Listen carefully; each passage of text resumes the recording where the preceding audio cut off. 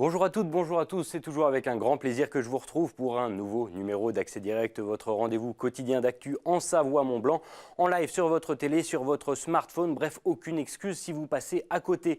Au programme ce soir, comme chaque jour, nous vous ferons découvrir une station. Aujourd'hui, c'est Arèche-Beaufort qui s'y colle et qui vient nous parler de son beau territoire. Et puis vous le savez, sur notre antenne, on aime beaucoup les jeunes qui bougent. Rencontre ce soir avec Marc Dumont, réalisateur qui vient nous parler de son dernier court-métrage d'ores et déjà primé. Puis des jeunes qui bougent, il y en aura aussi d'ici quelques jours à Bonneville à l'occasion du Winter Rock Festival. Les organisateurs nous font le plaisir de venir sur ce plateau, ce sera dans quelques minutes. Bienvenue à toutes et à tous. Et vous connaissez le principe, on commence avec les titres de l'actu qui seront développés dans une petite demi-heure. Et pour cela, j'accueille Victoria Lopez. Bonsoir Victoria. Bonsoir Manu. Avec toi ce soir, on va parler au hasard du grand débat. Et oui, puisqu'il a été lancé, tu le sais, ce mardi par le président de la République au niveau national. Et à l'échelle locale, beaucoup de questions restent en suspens. Les maires s'interrogent. Clémence Waldès est allée à la rencontre de l'association des maires ruraux en Savoie. Il faut cultiver son jardin, en tout cas c'est le souhait de Mancy. Oui, le souhait d'agriculteurs qui travaillent sur l'exploitation de la ferme pour tous. Ils ont lancé une cagnotte pour racheter cette ferme qui leur tient vraiment à cœur puisque c'est un modèle qui se veut durable. On verra les précisions de Philippine Potencier dans le journal. On les avait accueillis d'ailleurs sur ce même plateau d'Accès Direct. On verra ce qu'il y a de neuf à dire sur le sujet. Tout à fait. Pendant que je te tiens, on enchaîne. Revue de presse directement. Et alors toi, tu vas nous parler de l'école 3.0. Oui, avec un robot humanoïde qui arrive bientôt dans une école en Savoie. Donc il s'appelle Nao.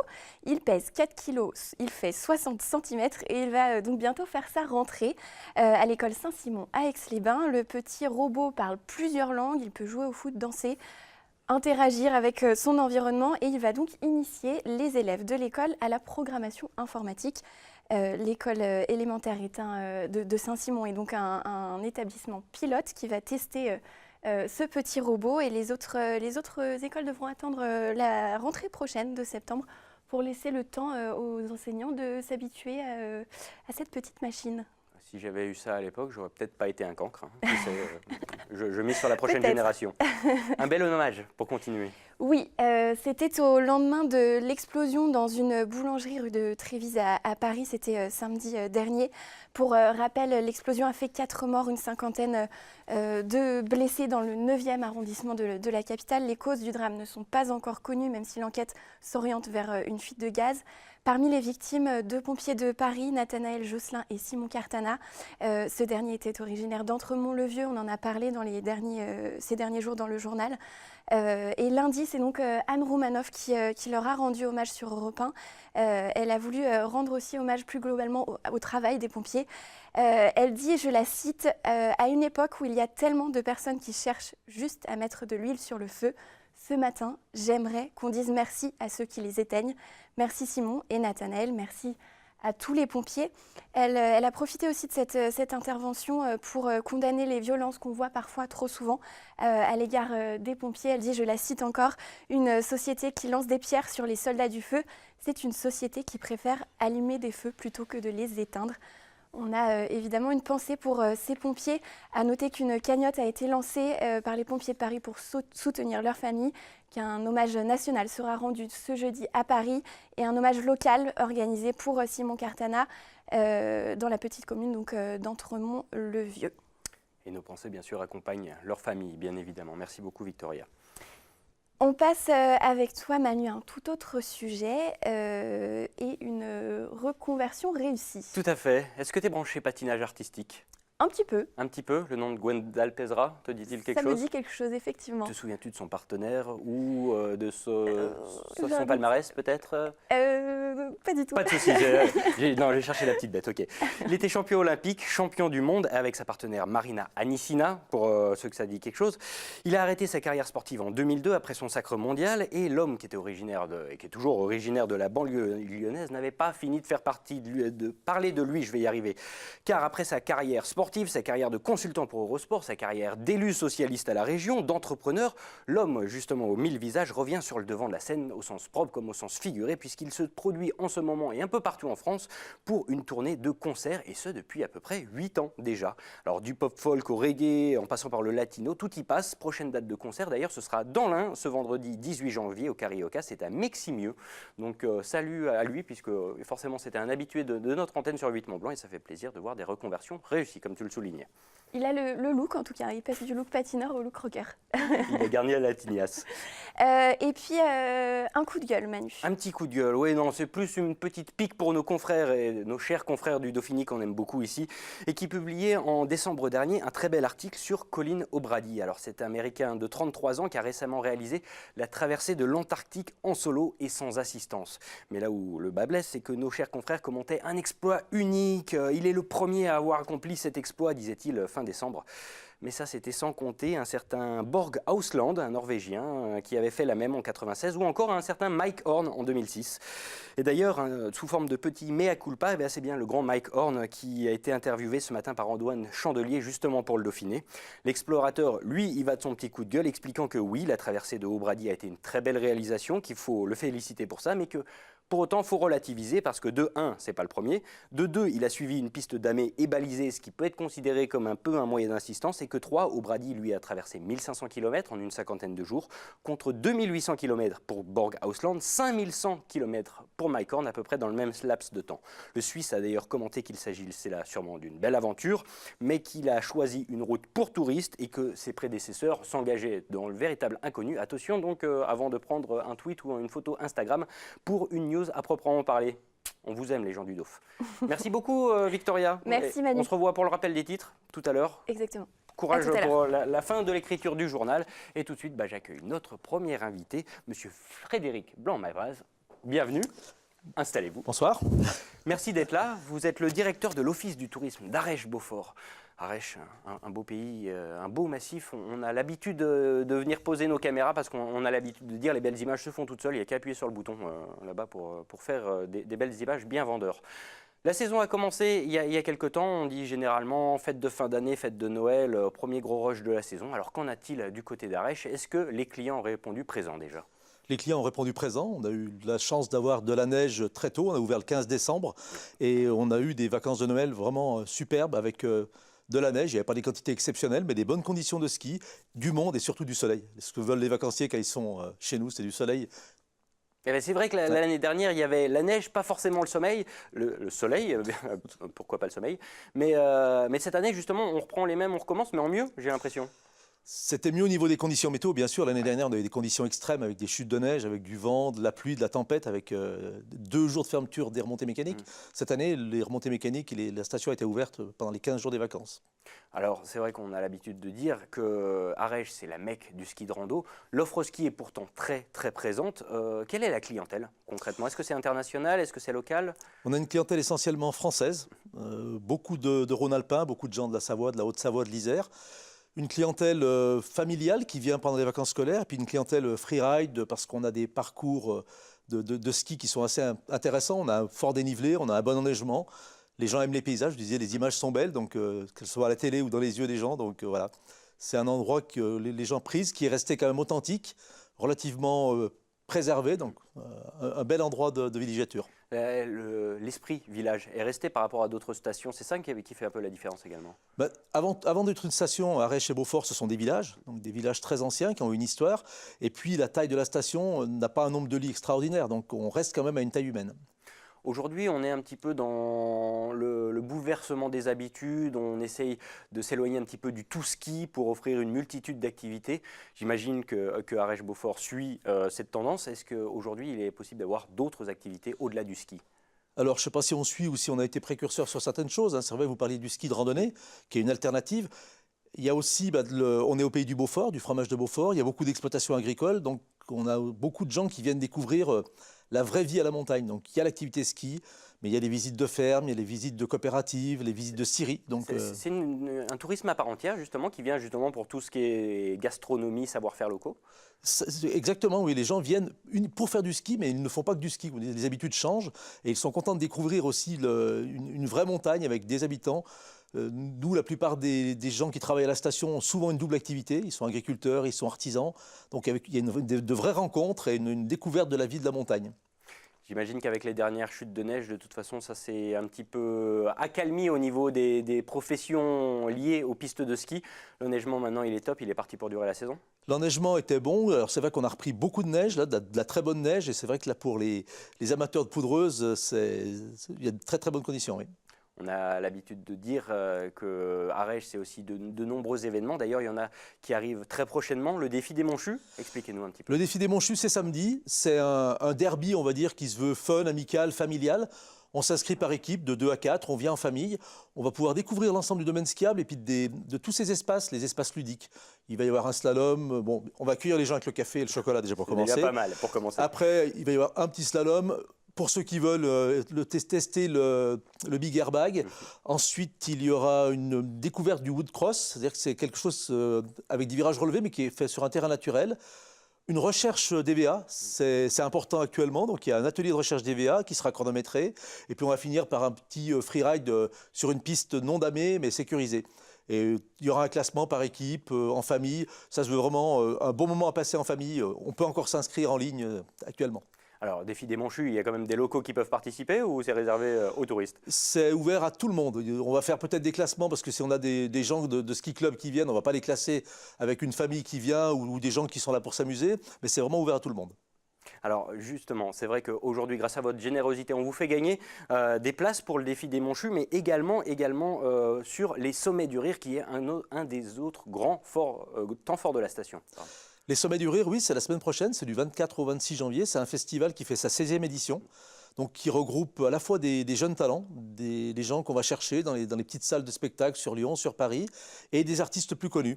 Donc il y a une partie concours le jeudi et le vendredi, avec une finale le samedi, et en deuxième partie, des artistes qui viennent de France ou de Belgique, puisqu'on a un duo qui s'appelle Les Funambules, qui vient de Bruxelles et qui va se produire samedi soir.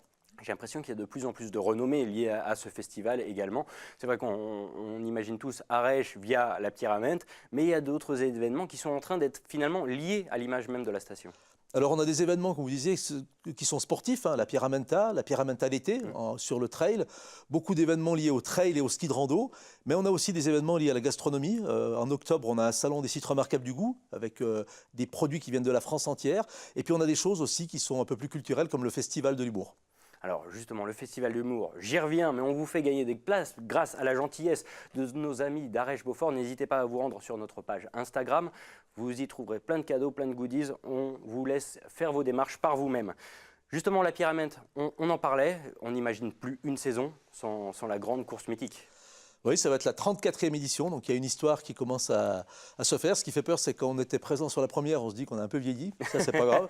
C'est vrai que ça reste une course mythique, une course qui a une ampleur mondiale, hein, qui est connue de partout. L'esprit d'équipe, c'est par équipe de 2, la convivialité. Et depuis maintenant pas mal d'années, des supporters qui viennent d'Italie, de Suisse, donc une ambiance dans le village. On a les gens qui viennent pour la course et on a aussi les gens qui viennent pour l'ambiance. Ce mélange de cultures qui restent quand même des cultures montagnardes, mais qui viennent partager un bon moment à Arèche-Beaufort. Et je crois que c'est vraiment des moments appréciés par tous. Ça reste quand même vraiment un des événements sur lesquels on capitalise. C'est le moment où il y a le plus de monde qui vient à Arèche ou... C'est une semaine, bien qu'elle soit hors vacances scolaires, qui est aussi remplie qu'une semaine de vacances scolaires. Voilà, on a plein de gens qui viennent pour cet événement-là. Et ce sera bien sûr en mars, comme chaque année. Du 13 au 16 mars à Arèche-Beaufort. Bon, on attend encore plein de monde. Merci beaucoup en tout cas Frédéric d'être venu avec nous, d'avoir parlé de votre beau village et de vos beaux villages que sont Arèche et Beaufort. On vous souhaite bonne continuation pour l'hiver qui s'annonce déjà bien. Merci à vous. Oui, l'hiver s'annonce bien. On vous attend à Arèche-Beaufort. Eh ben, on sera là, au rendez-vous. Merci beaucoup en tout cas de votre présence. Je vous laisse repartir direction la régie.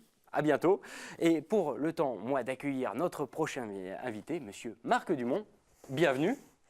Bonsoir. Merci d'être là, Marco. Oh ben, je t'en prie. Alors, vous venez nous parler de votre dernier film, de votre dernier court-métrage. Alors, on retrouve Kinky pour les gens qui ne sont Kinky, pas encore... que je peux montrer ici, parce que là, donc, plus, le dernier projet, c'est la création du produits t-shirt. dérivés. Donc, Kinky, c'est mon snowboard qui se signale par son bonnet. Et puis, donc là, il y a juste le bonnet et ses yeux. Puis là, c'est mon logo, là. Donc, on le reconnaît. Là. On le reconnaît, voilà. le bonnet. La nouveauté par rapport à l'an dernier, voilà, c'est ça. Et donc, Kinky, le snowboard, revient dans un deuxième volet, où là, donc, j'ai créé un scénario beaucoup plus fouillé. J'ai eu plus de temps, hein, puisque donc, le précédent qui a été présenté à Ahmed Lawax, puis qui a obtenu le prix Coup de cœur, c'était donc un film qui avait été fait à partir des rushs. Donc le scénario, en fait, il a été créé en fait, pour mettre en relation toutes ces images de rush, alors que là, j'ai eu beaucoup plus le temps de scénariser. Et donc, c'est beaucoup plus équilibré entre les scènes tournées, le scénario, et puis les images qui viennent soutenir le scénario. Bon, alors au cas où il y a encore quelques incultes parmi nous, Kinky, c'est donc votre snowboard qui parle, qui s'exprime et qui vous suit un petit peu et qui ne rêve que de rider. Voilà. Là, en snow et en snowkite. Voilà, c'est vraiment les deux particularités, les deux sports qui sont mis à l'honneur. Ouais, snowboard et snowkite, donc il y a un mélange des deux. Il y a un petit peu plus de snowkite quand même. Et puis, donc, on va rider dans les spots des Alpes et aussi en Norvège. Et même un peu plus loin cette année. C'est vrai que, justement, moi, j'ai vu des images du Lautaret qui sont magnifiques, un peu de plateau de Cenise dans les bornes, un petit peu des Alpes de Lingen. Il y en a pour tout. J'imagine que c'était le sourire aux lèvres que vous avez dû faire ça. Oui. Après, c'est du travail parce qu'en fait, à chaque sortie, du coup, je réfléchis aux images, en fait. On n'est plus un simple rider, on réfléchit à comment je vais positionner la GoPro, pour avoir des prises de vue assez originales. Et donc, on réfléchit avant. Et puis, j'ai travaillé aussi avec Varek Arnaud, donc, qui est un des pionniers en vidéo dans le snowkite, qui m'a fait des images en drone. Et donc, voilà, j'ai essayé un petit peu de diversifier beaucoup plus que dans le précédent film, les prises de vue, les angles d'attaque, etc., quoi. Bon, justement, ça se professionnalise. Vous avez créé MD Prod. Voilà, ça se professionnalise, donc disons que j'ai plus structuré la chose en fait. Et puis donc j'ai aussi anticipé la sortie du film, donc lors du Winter Film Festival de Bourg-Saint-Maurice. Donc là j'ai fait une petite campagne promo avec beaucoup de petites scénettes avec le snowboard qui annonçait en teaser le film qui allait venir, quoi. Alors, on vous fait encore un petit peu de suspense, mais bien évidemment, le Kinky et le téléspot, c'est son nom. Il sera diffusé ce jeudi à 21h45 sur notre antenne, donc restez fidèles à 8 Mont-Blanc. Vous aurez un superbe court-métrage, 17 minutes environ. 17 minutes, voilà. Bon, du coup, on continue à garder la passion, le sourire quand on monte ces images. C'est clair. Donc, vous voyez, en plus, il y a eu une comédienne qui est venue. Puis, il y a aussi des éléments de science-fiction et beaucoup d'éléments qui sont du domaine de l'enfance. En fait, il y a plein de clins d'œil.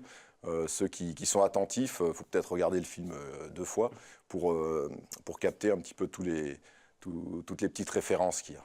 Et cette année, des gros guests qui ont participé au projet. Ah oui, j'en ai pas parlé. Donc il y a 2 snowkiters pro, Laurent Guyot et Guillaume Chastagnol. Guillaume Chastagnol qui d'abord était un snowboarder professionnel qui était aux Jeux Olympiques de Nagano. Et donc qui a été un des pionniers du snowkite. Et puis Laurent Guyot qui est un freestyler en snowkite, qui sont parmi les meilleurs français actuellement, quoi. Donc ils ont bien voulu, c'est un petit milieu, le snowkite, assez confidentiel et encore très sympa, où on côtoie comme ça les riders pro sans problème et qui acceptent de participer au film et même de jouer des petites scénettes lors du film. C'est ce qu'ils ont fait avec beaucoup de sympathie, quoi. Alors justement, c'était ma question suivante. C'est difficile de les approcher, ces idoles concrètement des sports? Non, pas du tout. Mais ouais, enfin, moi, je les connais, surtout Guillaume, qui a été vraiment un des pionniers du snowkite. On le connaît par les vidéos, les magazines, etc. Et puis on les rencontre comme ça. Puis bon, moi, je vais discuter avec eux. Et puis ça se passe très naturellement, en fait. Donc il y a eu aucun problème, quoi, pour ça. Et c'est très intéressant parce que parfois, comme Guillaume ou Varek Arnaud, là, qui étaient vraiment là au début du snowkite, on apprend pas mal de choses quand on discute avec eux, quoi, sur la jeunesse de ce sport. J'imagine. Alors ça, c'est le 2e épisode des aventures de Kinky. Est-ce qu'il y a déjà des suites dans la tête? Oui, il y aura une suite. Alors je ne sais pas justement quelle forme prendra cette suite, parce que je me suis aperçu qu'avec la chaîne MD Prod que j'ai créée sur YouTube, le format de 15-17 minutes, c'est déjà long. C'est déjà long pour Internet. Alors, est-ce que je vais faire un format plus court? Est-ce que je vais faire par épisode? Je ne sais pas encore. Mais de toute façon, il y aura des surprises encore. L'objectif, c'est de faire plus marcher la chaîne YouTube, c'est d'être un peu plus présent dans les festivals de films, comme justement à Bourg, à Valmorel. C'est très difficile en tant qu'amateur d'être présent dans les festivals de films, hein. Donc l'année dernière, j'en ai fait 3, donc 2 festivals de sport de montagne. Cette année, j'ai refait le Winter Film Festival en novembre. Et là, actuellement, je n'ai pas encore de réponse favorable pour d'autres festivals. Ça se professionnalise très vite. Les films ont tout de suite des sponsors, des moyens, des cadreurs. Ça change la donne. Et bon, pour exister, c'est difficile. Mais bon, voilà, j'essaye. Enfin, vu que je fais tout, je fais aussi la com. Donc, c'est pas évident, quoi. Mais ce qui m'intéresse plus, c'est le travail créatif, quand même. Donc, le ride et le travail créatif. Et de rider, quand même. De rider, là. Pour l'instant, la neige n'a pas été... On a ridé 2-3 fois, là, mais elle était très dure jusqu'à présent. Donc on attend avec les nouvelles chutes de neige. Et ben, on a hâte de voir les prochaines images, voilà. En tout cas, et les prochaines aventures de Kinky. Je vous le rappelle, c'est 21h45 sur notre antenne ce jeudi soir. Ce sera après notre émission sur la Grande Odyssée Savoie-Mont-Blanc. Marco, merci beaucoup d'avoir fait juste un dernier mot. Donc, je porte un polo fondu de Savoie, donc, qui a été créé, une marque qui a été créée par 3 copains de Sionzier, mon village natal, et donc qui met en valeur tous les avantages. Et puis, si vous êtes fier d'être savoyard ou savoyard, portez du fondu de Savoie. Fondu de Savoie, parce que les jeunes qui bougent, il faut les encourager. Voilà. Merci beaucoup, Marco, d'avoir fait le déplacement. Bon courage pour la suite. Merci. Et puis à très bientôt, de toute façon. Je te laisse repartir direction de la régie et j'accueille les prochains invités. Samuel Le Guern, Cyril Stucker. Messieurs, bonsoir. Bienvenue. Merci. Vous êtes les organisateurs du Winter Rock Festival. Alors c'est la 5e édition qui arrive d'ici quelques jours. Ce sera les 18 et 19 janvier prochains du côté de Bonneville. Oui. Un festival qui met à l'honneur la scène montante rock locale, si je ne dis pas de bêtises, à peu près. Et tout un programme, puisque pour cette 5e édition, vous avez vraiment fait les choses en grand et que maintenant il n'y a plus une, mais 2 soirées. Expliquez-moi un petit peu comment ça s'est passé, Samuel. On a commencé le festival juste partant d'une idée. On avait nos groupes respectifs, Cyril et moi, et on a voulu monter ça avec une soirée avec plus de groupes. Et puis on a ensuite, vu que ça marchait bien, décidé de monter ça en forme de festival. Et c'est la première fois cette année, effectivement, qu'on fait une 2e soirée réservée au hip-hop et au reggae, car avant on était vraiment basé sur le rock et le métal, parce que c'est notre culture à nous, c'est de là qu'on vient aussi. Mais on avait envie de faire de prendre ce pas pour la 5e édition et de faire proposer une 2e soirée un peu différente de ce qu'on propose d'habitude. Bon, ça veut dire que ça marche concrètement. Si on passe de 1 à 2 jours, presque le double de groupes par rapport à l'année dernière, c'est que c'est un pari qui est d'ores et déjà gagné, ne serait-ce qu'au niveau des spectateurs, ça se ressent ?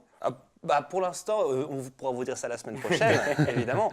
C'est la surprise. C'est la surprise. En tout cas, de ce qu'on a en retour sur les réseaux sociaux, on est plutôt confiant, en tout cas. Disons que la prog a été soignée par le 3e organisateur du festival, Martin, qui fait coucou.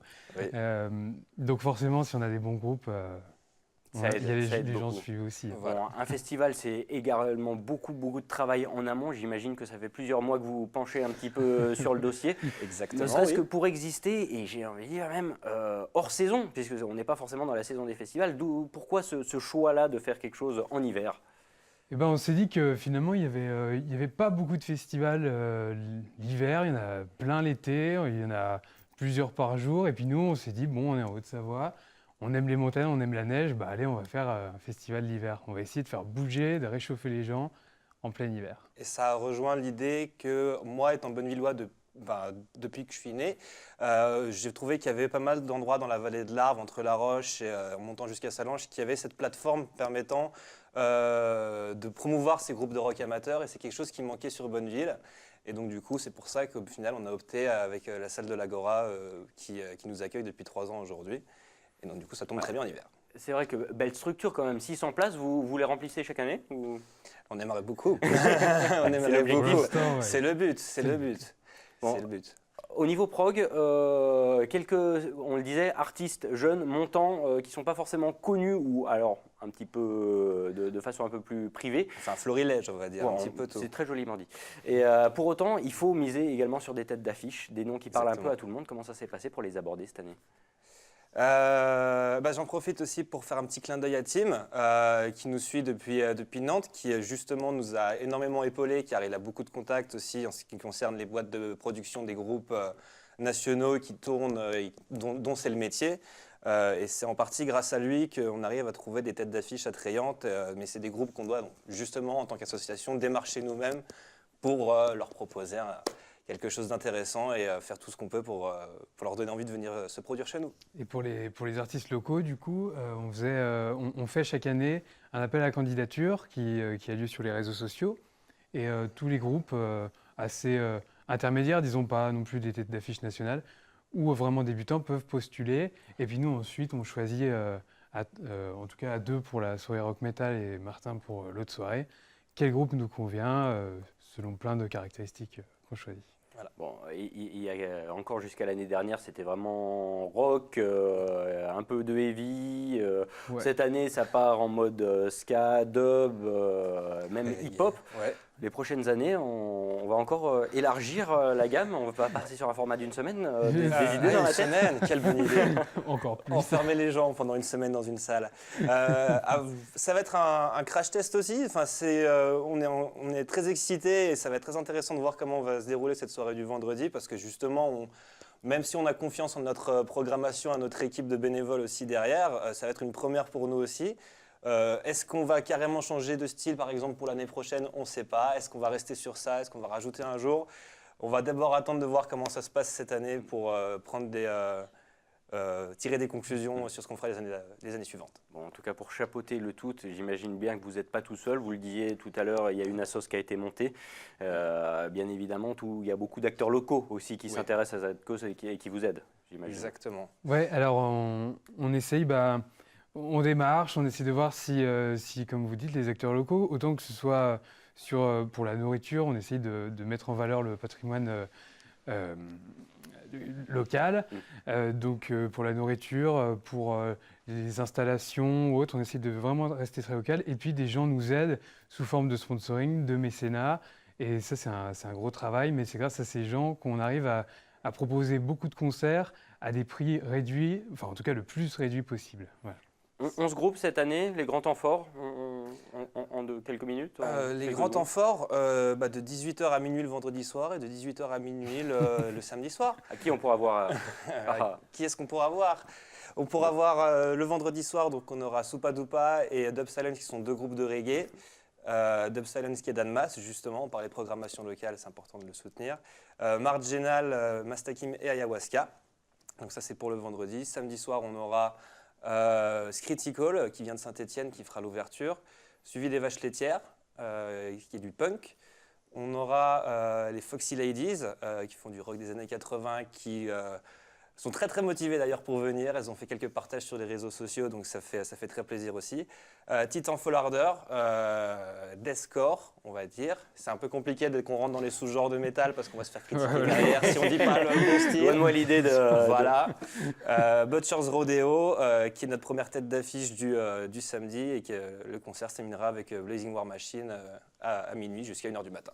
Tout simplement. C'est voilà. donc vendredi soir, samedi soir, c'est du côté de Bonneville, à l'Agora. Ouais. On vous attend nombreux. Le message est donc passé. Merci messieurs en tout cas d'avoir fait le vous. déplacement jusqu'à chez nous. Je vous souhaite beaucoup de réussite pour la suite et puis bon courage pour ce week-end. Merci beaucoup. Je laisse repartir direction la régie et le temps pour moi de... Voilà, c'est comme ça que ça se passe, à gauche, à droite, c'est comme vous voulez. Chez nous, c'est... On se croise et je retrouve Victoria pour le rappel des titres et avec toi ce soir, d'ici quelques minutes, on parle du grand débat. La grande consultation nationale, on en parlera avec Clémence Roaldès qui est allée rencontrer les maires ruraux en Savoie.